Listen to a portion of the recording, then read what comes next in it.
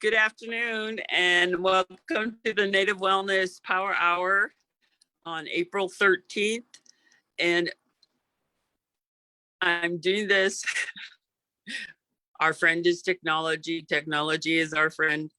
But so today I wanted to share with you, I was just thinking about this time of year, but also looking really the concept of wellness or the practice, the lifestyle. I guess wellness it's everything, but it involves action and behavior and really like sort of to be in the moment as much as you can, regardless of what past you've walked through, or and really to also to commit to those moments. I like to call them like dream moments, where sometimes it's the dream, like when you're sleeping, but sometimes there are moments when you have an idea come or something, you feel something so deeply that out of it, by the time it makes it to your heart or to your mind, that it becomes what commonly is called a dream or a vision, goals, priority list, boundaries. There's all sorts of words for describing kind of that action of wellness, because wellness isn't like a state. It's not like it doesn't have an expiration date, and I guess that means that we have something in common with the Twinkie, although I think they put dates on them now. But it's things like a rock doesn't have an expiration date. Water doesn't have an expiration date. And us as human beings, we really, that's kind of how experiencing wellness as a state of being. And so to be mindful, it took a little bit for me to arrive here, although I didn't leave my living room. I'm coming to you from the territory of the Blackfoot Confederacy, and I'm a member of the Blackfoot Confederacy, and my name is Lori Newbreast, and I guess like my real name is Austin Nikiwa. And I also come with some other identities or other, I like to look at them as passages in life in my own wellness journey, that I was born to parents, and I come from just, I am my ancestors. That's the galactic recipe made me, my DNA. But also there's something that can't be measured in the DNA helix, or what makes up our physical bodies. There's a spiritual continued reality that binds me to everything, and that includes all my human ancestors, but that also includes how in wellness to talk about spirit is a place that is it's kind of like there's a lot of language around that for many cultures, but it is also in wellness something that as part of healing, from however you want to preface what's happened in the past for you, as trauma related, childhood issues, family of origin, conditions, and really your own life passages that you've went through, that there is a component that now we use the action word healing. And healing has a set of behavioral characteristics, because those were traditions that were, our culture is healing. Healing was a condition, in the environment of all our cultures. Before the most recent, disruptions that we went through. And so now it's like that's become a shared experience.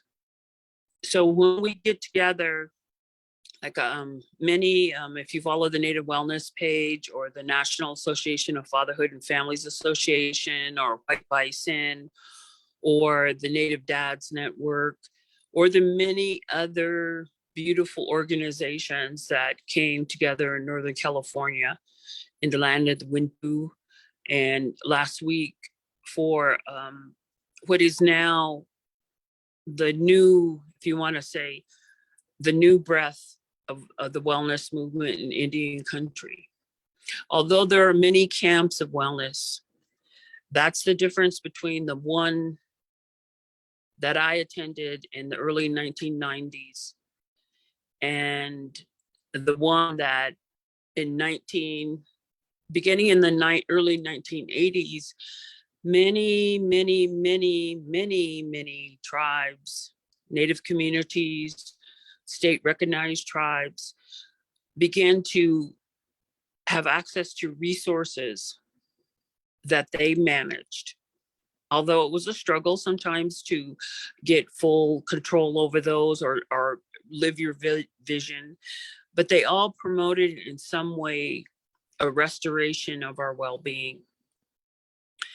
And so wellness and healing, if you want to say, those are older cultural practices, older than any nation. And so as Indigenous people in this land, and to talk about healing and to come together with that overriding, not just a dream or a thought or a term of wellness, and then the action word of healing, that is like we're focusing on that to get clarity from all the things that have clouded our vision, if you want to say, clouded how we interact at being survivors of, if you want to say, trauma. And I think one of the things that the many things that Native Wellness message carries is that it's kind of like that positive self-talk, but it's also positive community talk, and it's positive partnership talk. When you say, where there is trauma, healing is the answer. And there's also other parts to that. So some of those I just wanted to touch on today, and really to talk about belonging. It wasn't a question of where you belonged when our families were together and our communities were together. And through these times, through these many years, for some people, it has been 500 years or more. And for some people, like my people, through relationships with other nations, we had an idea of what was coming through communication,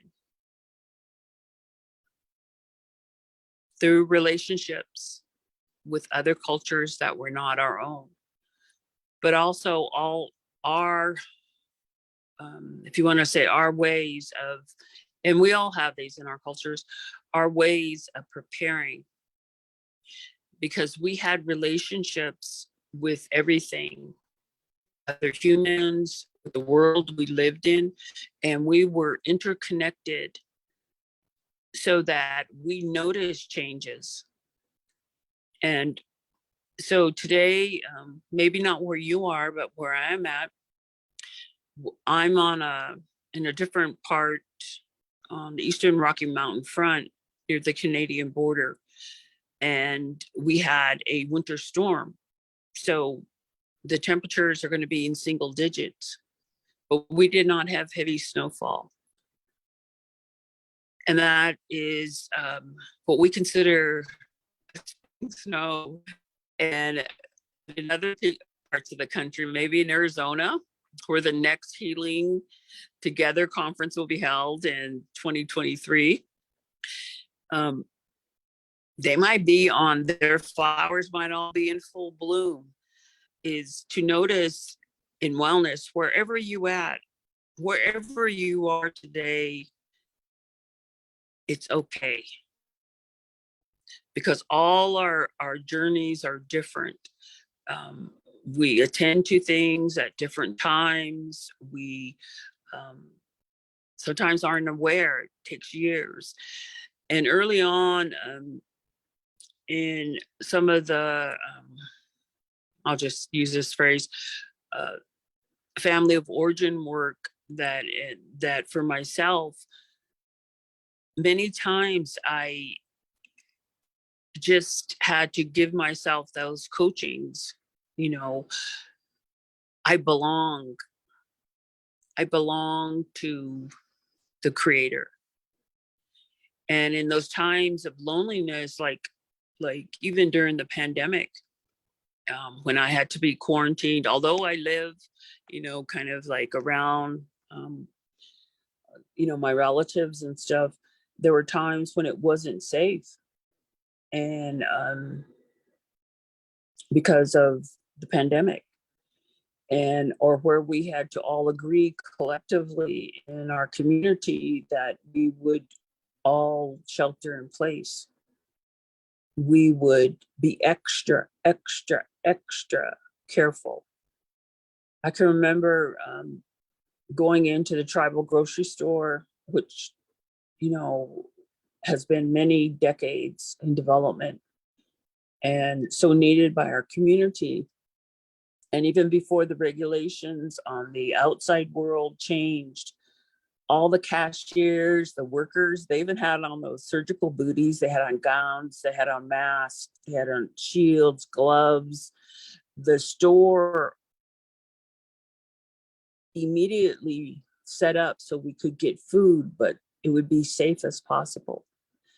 And then we all began to comply because we had that in our recent memory, that the way we survived earlier is we pulled together.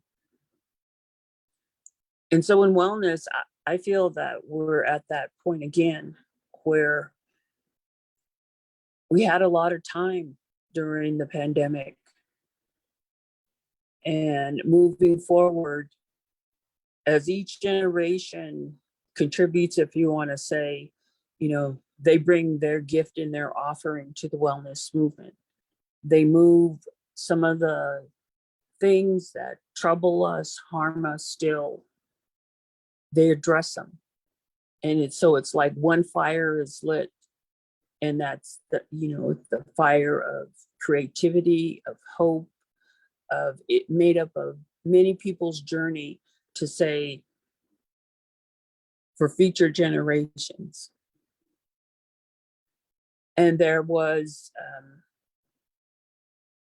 when I first started to become aware that, I didn't have to, things that were done family were so huge. And so on some days, what I coached myself to was with this: let it begin with me.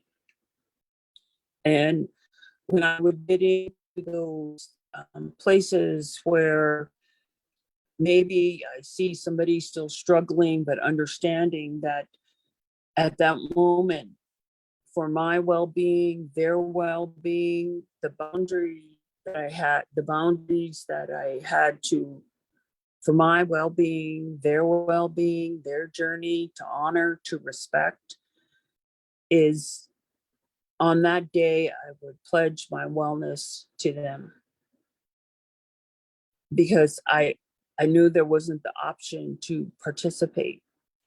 And that I knew by coming to gatherings, but also even before that, even before um, people make up wellness, the wellness movement, not conferences, not events. It's people living every day and doing where they are at the best that they can do and really honoring all the things they have. So what is, I guess this is kind of, I was like, let me look at that, look at that a little differently. During the pandemic, I mean, I can't even remember having a cardboard box in my house. So I have all this cardboard, and I don't live in a community like I just came from where there's recycling. So our cardboard goes into the landfill. And but I use that cardboard as much as I could before I would put it for pickup um, by our tribal services. And so some of what I did is I took that cardboard, and my cousin's dogs that come and visit me regularly, they're very social. I would put it down on some of the coldest days so that when they came and they were hanging out on the porch, that they could have a little insulation. So I used what I had, and I'm very grateful rather than being irritated by that cardboard. But I do, it makes me say someday there will be recycling of it here because I know people are concerned just like I am. But today I'm going to make the best of it because it can be repurposed to create the corner I'm in to do the best I can. So, I guess you could say, I give gratitude for all the at home deliveries with the cardboard that because it provided a little pause for the animals that are, outside and working and pets and they're social, they're visiting neighbors, it just gave them a little spot to give their paws a break, give their body a break. And it was a way that they knew that they were welcomed because there was a piece of cardboard, a cardboard or a lot of cardboard sometimes out there. And so they made it one of their stops on their daily routine. But gratitude is also an action. It's understanding, or at some moments, um, I've seen a lot of posts on social media, people saying, oh, I wish I had known. Oh, I wish I was there. Well, I wish you were there too, whoever you are. Even people I don't know, I wish they were there. But now or you'll know soon, you'll have a whole year to plan to be in Arizona. And in wellness, sometimes it's those goals that keep us working and looking to the future. And there's a lot of practices like in staying sober and that help people maintain their sobriety, to stay clean, to stay, on a straight and narrow, not to be reincarnated, not to get fired from their job. There's a lot of practices about don't go too far into the future. But there's also kind of like from the cultures, there's a lot of teachings about you don't count on a a richness or a feast without work, without the effort. And really, I wish that in the languages now that are being spoken and incorporated in programs, that often I was mystified by because I always like to do things. I like to work, even when I was a child. And so I decided, because sometimes the English language can be a little bit tricky, I decided that I understood from looking at another culture that's by where we live. I was reading books about them and stuff, and looking like, why did they end up on the reservation? Or, there are a lot of their colonies are around Indian people. So I was reading about them, trying to understand and not pick up some of the stuff that I didn't want to. I didn't want to behave like that about them. And I can remember reading the story about how their people specialized, when people were young.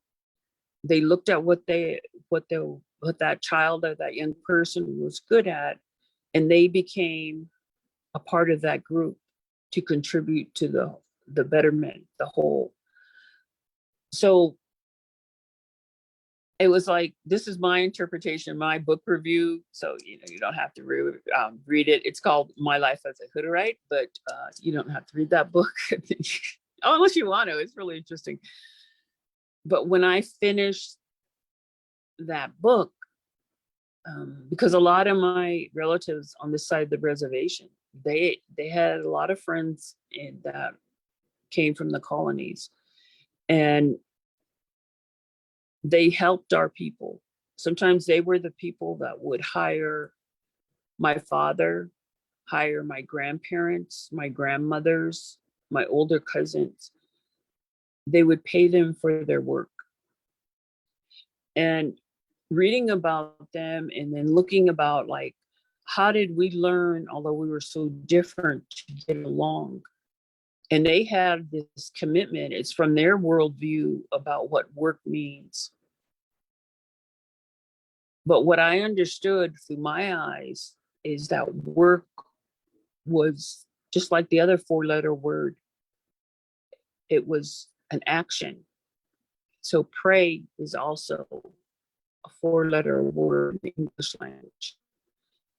So in wellness, praying, whatever that means to you, whatever your beliefs are, whatever,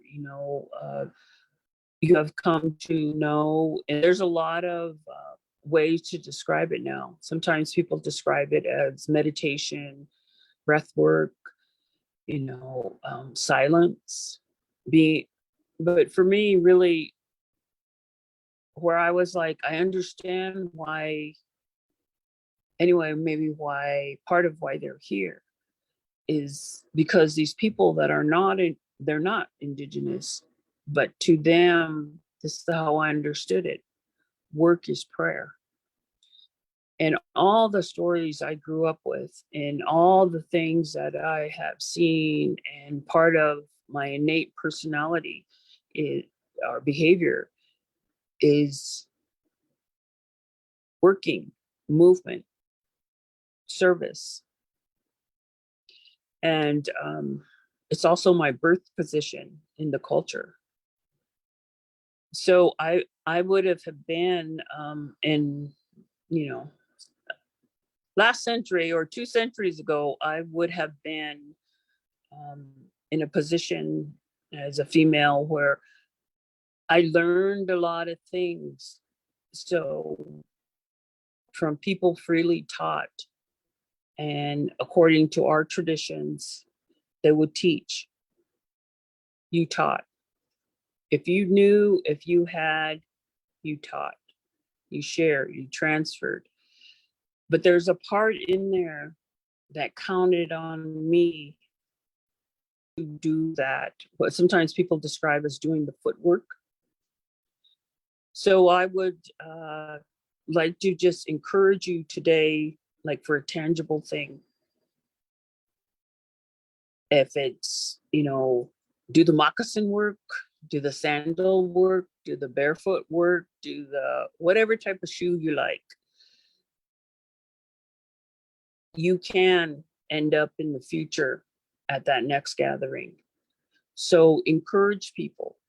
I've seen already people helping each other, supporting, making that commitment to each other that they were already going to start working to be there in Arizona in 2023.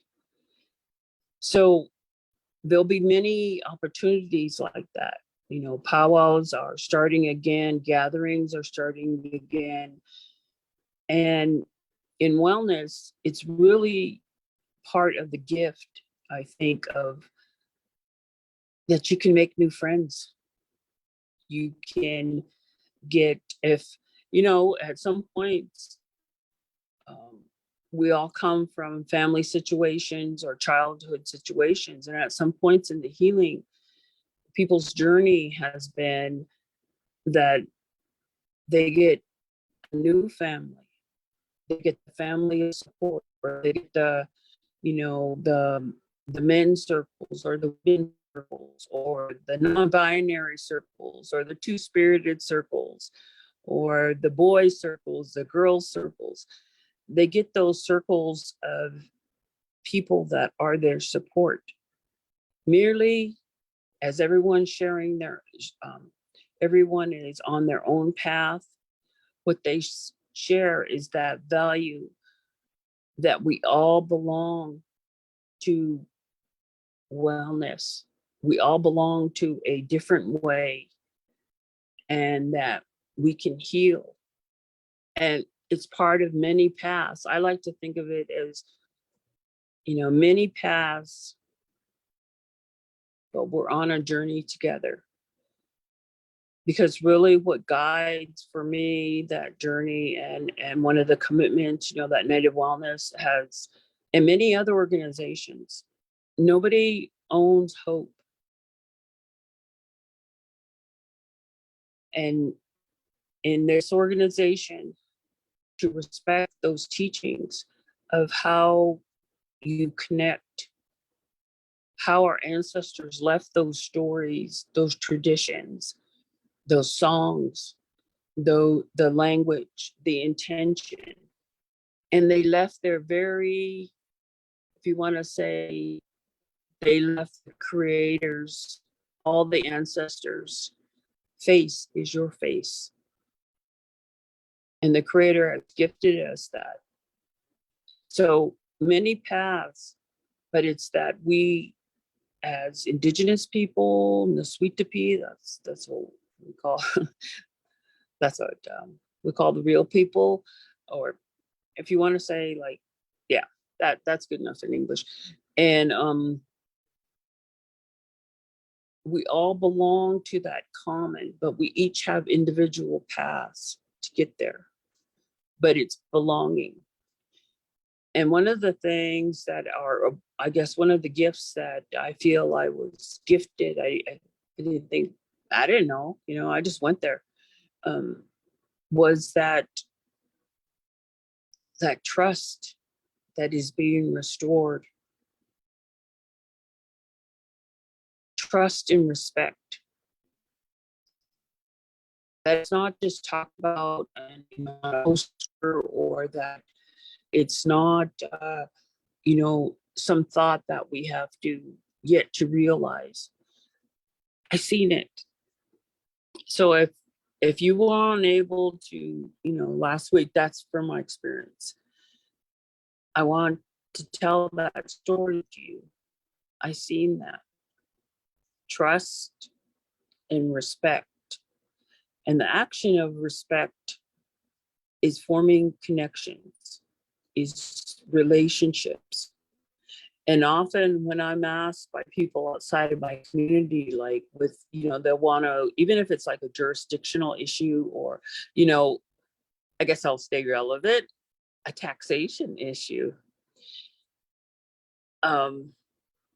They'll say we began because they'll peek into Indian country and they'll seem like any of those things so complex.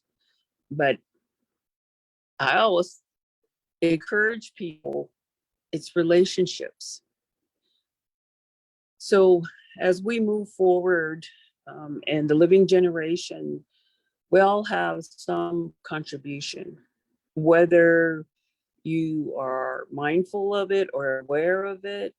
Just being here, your very breath that you are breathing today, you are contributing to that dream where wellness again will be our norm, where healing is the function of the culture.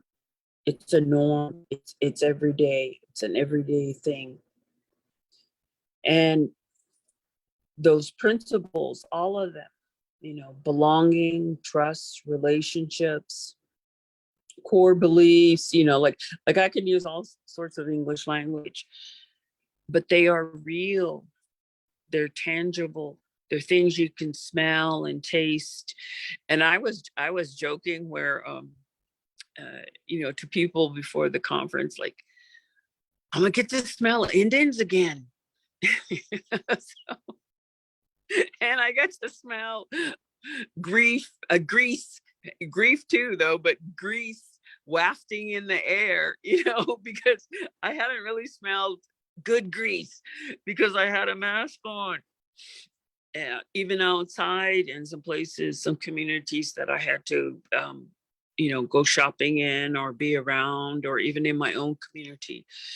And then I had, so I have that experience where that's sort of like my reality. That was my reality last week, was to have that experience. And so today, Wellness Wednesday, Wellness Power Hour on Wednesday, I really had, this morning when I got up, I had to remember what day it was, because to me, like I have a system where I get up and I do things. I greet the sun, and even though it was cloudy and it was snowy, and I say my prayers, the sun's still shining. So it's even on those days, or when yesterday I was driving and I drive through a whiteout. And those of you, like, if you never lived in snow country, it's like somebody threw a whole bag of flour at your face, and you just got to trust that it's going to part and you'll be able to see. That's driving in a whiteout. But I had learned some skills. So I do things when that happens. And in wellness, I think sometimes that's what the journey is. It's continually getting gifted and receiving, allowing yourself to receive. Sometimes it's a real world gift. Like, I was gifted some beautiful earrings. I got a bunch of t-shirts. Like, I was so excited about that. And because my other pandemic t-shirts were getting kind of a little shabby and worn. I wore those things out. Even some of my hoodies. And this is a practical tip. So I want to be earthbound right for this moment. Sometimes when I decide a hoodie needs to go on its own journey somewhere else, is I hold it up to the sunlight. And if I can see the sunlight coming through the cloth, I probably got good wear out of it. And so, but this morning, what I looked for when I looked out first was the snow. How much of the snow had it drifted in, because there was a little wind this morning, but I also knew that I seen other signs that it started to lighten up, that the sun was going to come out. And right before I came on the power hour, the sun is now coming out. And in wellness, sometimes it's like that. Like, you develop experiences, but you also develop skills, tools, or if you want to say teachings. If you think about like a bundle of sticks, you have a lot of these teachings, and even hard things like grieving, loss, those things teach. All experiences teach. And I was thinking about one of my dear beloved spiritual mothers that in 2002, she told me this because she wanted to honor that my dad had passed away, and that she knew that I was in the throe of that, in that separation, that spiritual and physical transition that happens when you lose a parent. It happens with other people. It happens with every passing. But she called me up, and she used the telephone her own style. So she just started talking. And she told me that in 2000, her father had been passed for 29 years. And she said, and I miss him every day. And what she was telling me was that it doesn't end your connection to people that you love. Love doesn't end. That's what I understood.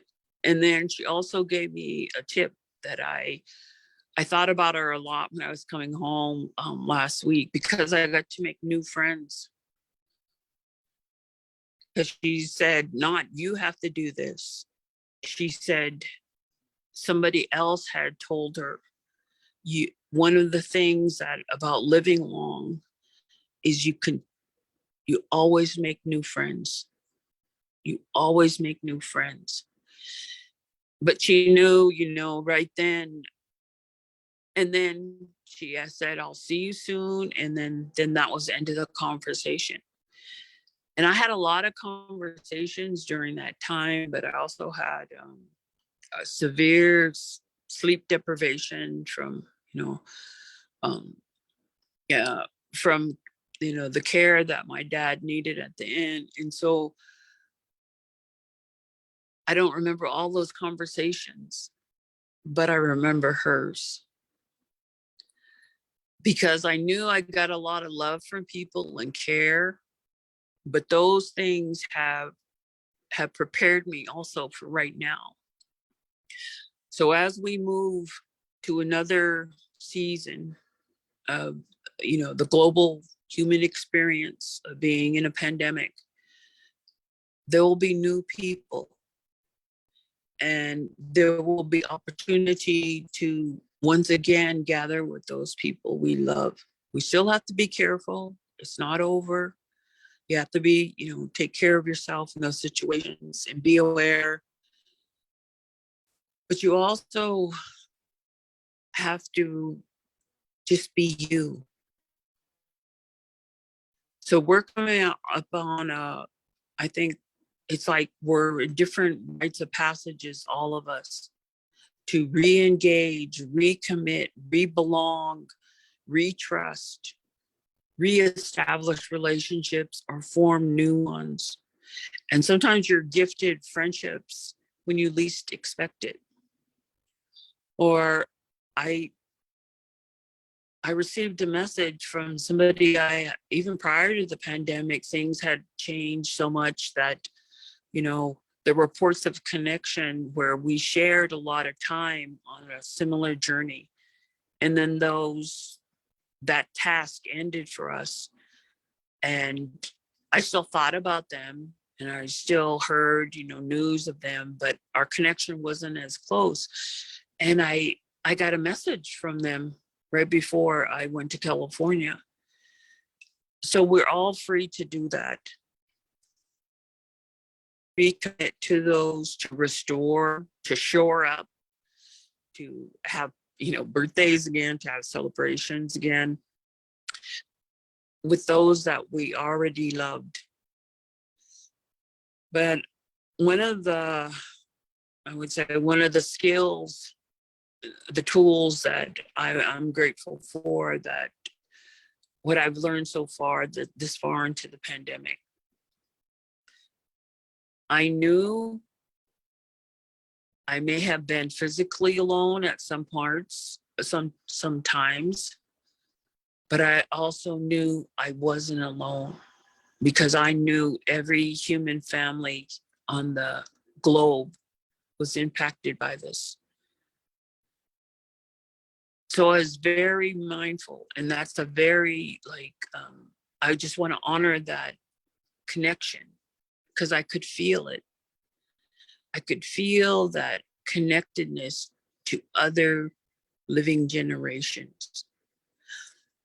So we belong to an experience as this living generation. And we all experience it from our stage in life, from our place on the earth, from our condition, the condition we find ourselves in.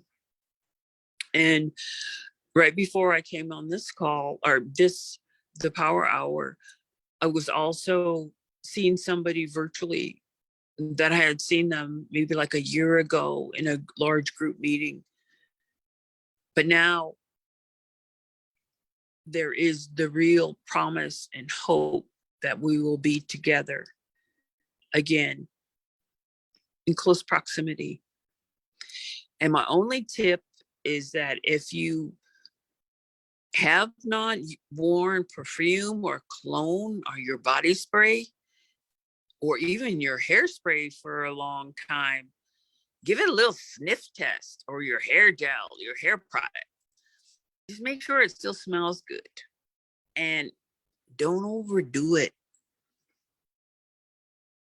You can overdo it later, but don't overdo it, because your nose, everybody's nose, it's been kind of sequestered, right? So, you want people to go, that smells good, not, oh, that's burning my nose. So, that's my only request to all of you. Just check those smells out. If you haven't been, powwow season, I don't know. I kind of forgot what Aquanet or hairspray smells like. But, I'm just saying that's a powwow smell that I do associate is hairspray. Men and women, don't matter. Gender, don't matter. Non-binary, don't matter. People be, spraying their hair. And so that would be my only request to all of you. Just check your how you're going to decorate your scent. You're going to go around large groups of people. But I also wanted to talk about today, or, when I was thinking about this and reflecting, for me, to be on the Power Hour, I just want to thank all of you, because I knew this was a shared time where we were all doing the best we could. We were all making the effort to connect. So I just have deep appreciation if this is your first Power Hour, or if this is your 400th, and I don't even know what number it is, but it's a lot of Power Hours now. And that I have really deep appreciation for all of you for spending this time here. And anybody that's in the chat, anybody that logs on, if you view this later on, I appreciate that. I appreciate you, because this is something we're all sharing together, because it's part of that action of hope and of dreaming. The real word living actions that you take to support your wellness. By living your best wellness life, you are helping people that you may never know their names. You are contributing to that spirit. We're all collectively healing and feeding, gifting, experiencing, paying forward, honoring that spirit that says, we are healing, we will heal, we have healed from many things. And the journey of togetherness is not over for any of us. But I also want to be mindful that, that could be a little scary too. It's like, not everybody, I guess,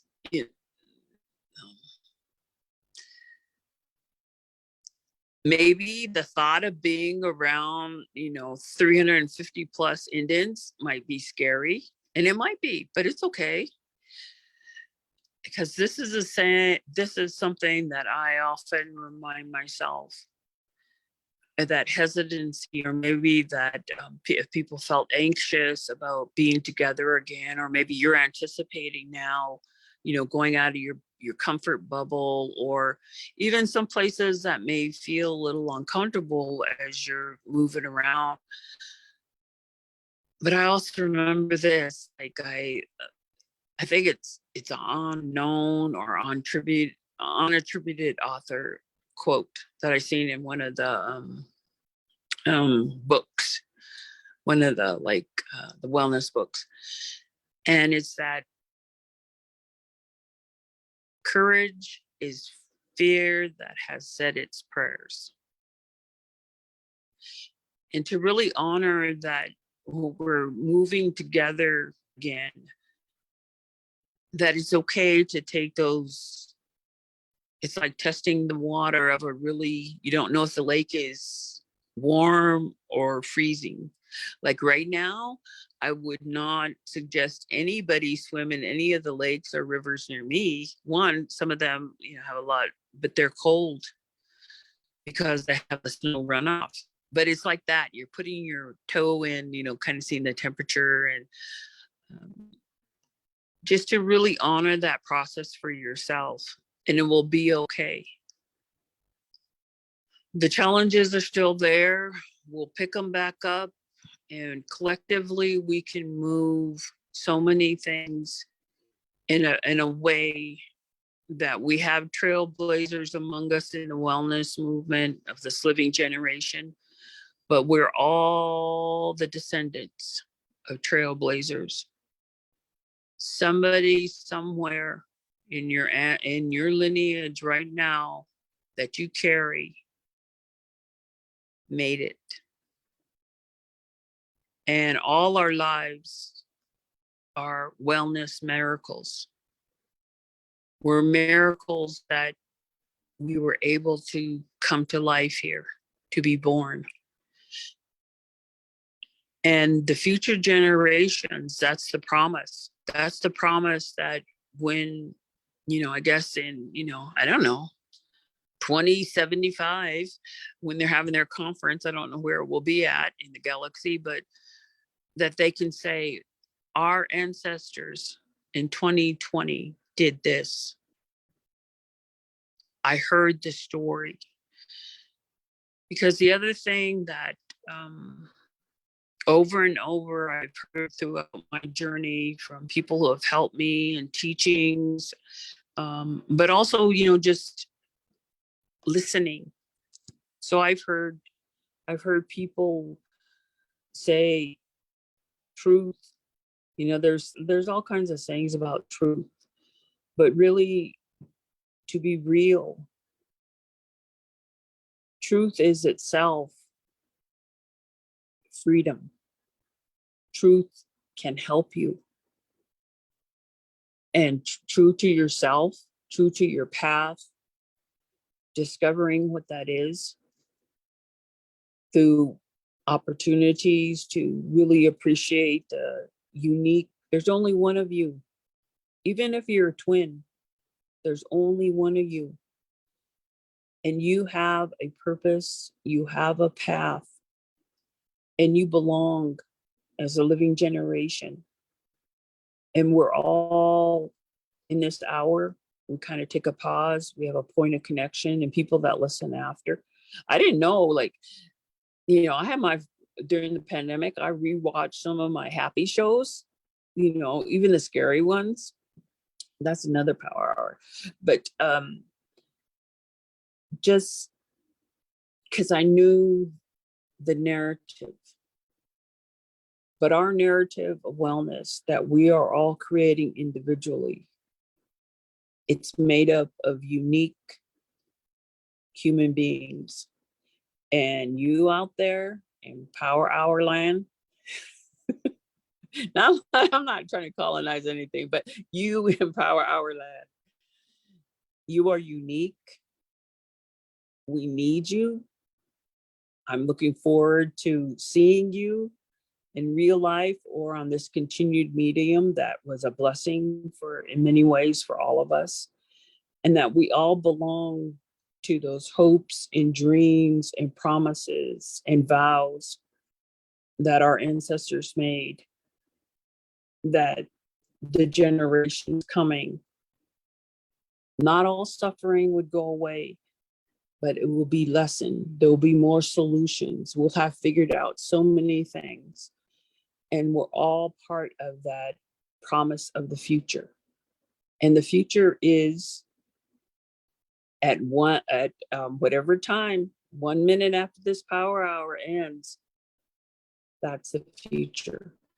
And you're a part of it. So I'm happy. I'm very grateful to all of you for the time that I've been able to share with you cyberly in this connection. And just, I have a real appreciation for every living Neswitapi, every living Indian, and every living human being right now that wants things to be different, because it's that spirit of truth, of equity, of happiness, of love that's bound up in that expression of love. That is going to be our future.